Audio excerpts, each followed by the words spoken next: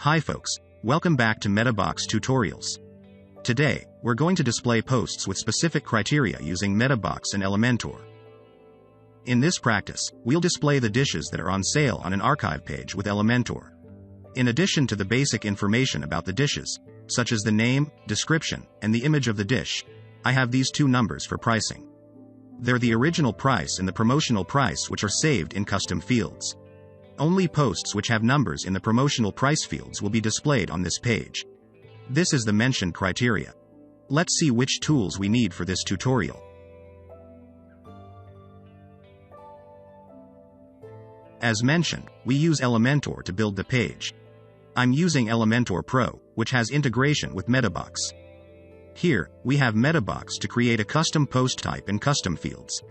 Moreover, we'll need some advanced features of MetaBox.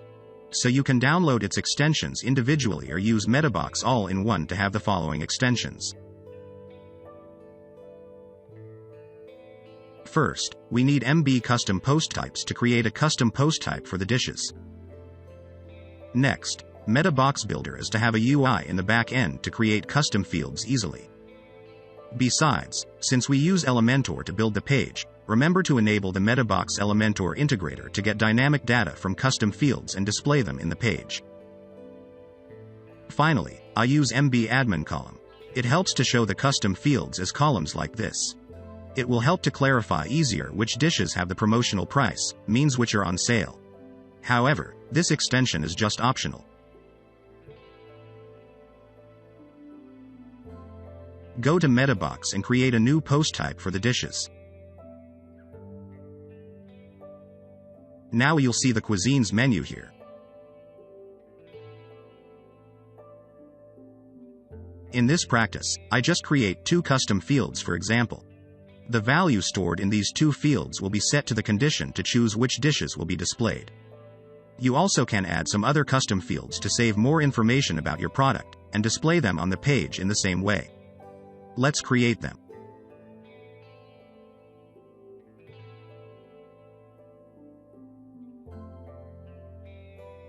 In this practice, I use the MB admin columns so I have the settings like this.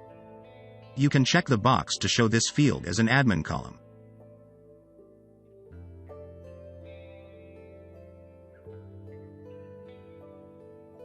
Do the same with the promotional price field. This will help you to clarify which post has a promotional price or not, and the dishes on sale will be displayed in the archive page.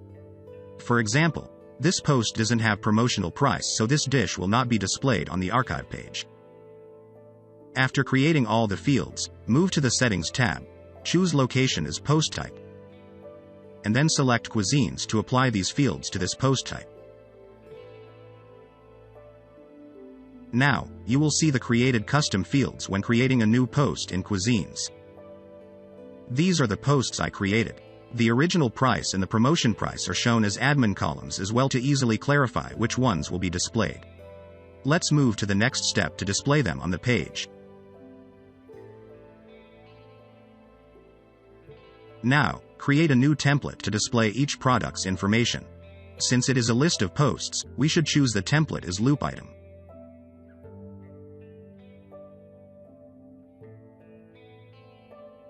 Remember to set the preview for the template.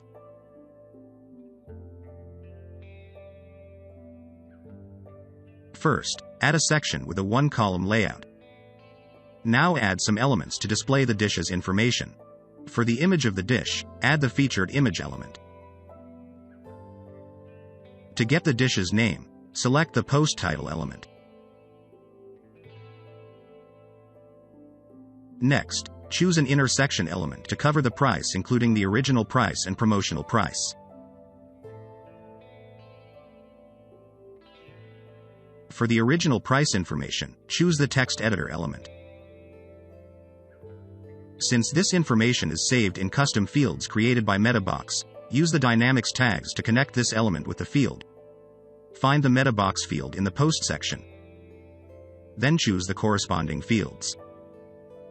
A number will be displayed without a unit of the pricing. To have the unit displayed here, go to this advanced section and add the currency unit. For the promotional price information, do likewise. You also can duplicate this element and then change the right data like I am doing. To get the last information, the dish's description, select the post content element. We've just finished getting all of the information about the dish. Now, you can style each element on your own. Here, I just do it for example.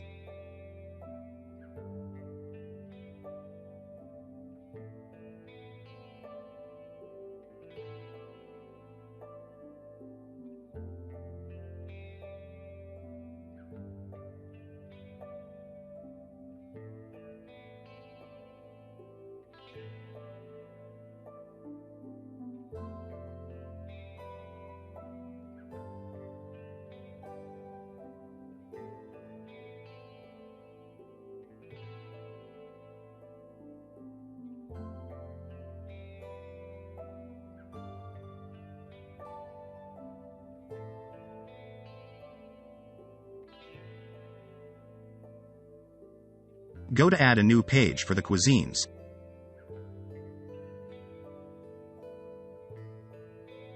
Then edit it with Elementor. Add the loop grid element to call down all of the posts. In its layout settings, choose the created template. Some blog posts will be displayed in the form. To replace them with your products, go to the query section and choose source as your product's post type. Then, all of the posts in that post type display here. Note that I specifically mentioned all the posts. However, I just want to display which products are currently on sale. Thus, we need a condition based on the value of the promotional price field to choose which posts will be displayed. To do it, we need a custom query. But, in this current window, Elementor does not support it in the builder, so you should use some code to create one. You can add the code to the themes file directly. In this case, I recommend using the third-party plugin, Code Snippets. It helps to create the code without accessing the themes file. You can install it directly from wordpress.org.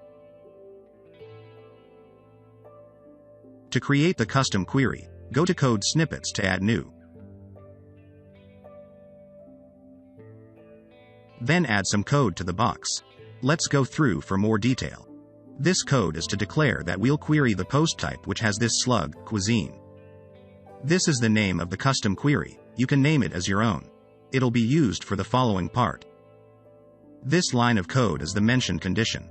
It is set based on the value of a custom field with the ID promotional price. My condition is to compare whether any value exists in this field or not. If there is any value in the field, the post will be displayed. All of this code is available on GitHub, so you can download it easily. After adding the code snippet, go back to editing the template of the page. In the query section of the loop grid settings, you will see a query ID section. You just need to insert the name of the custom query you created. Now, take a look at these posts carefully, because once you insert the name of the custom query, the list of posts will change. Can you see any changes in the image of the dishes? The changing images show which posts have been updated in this list. Back to the front end, you can see all of the dishes along with the information that we're looking for. That's the end of today's tutorial. If you want to learn more about how to play around with MetaBox, please watch other tutorials on this channel. Remember to like, share, and subscribe to us for more tutorials. Bye.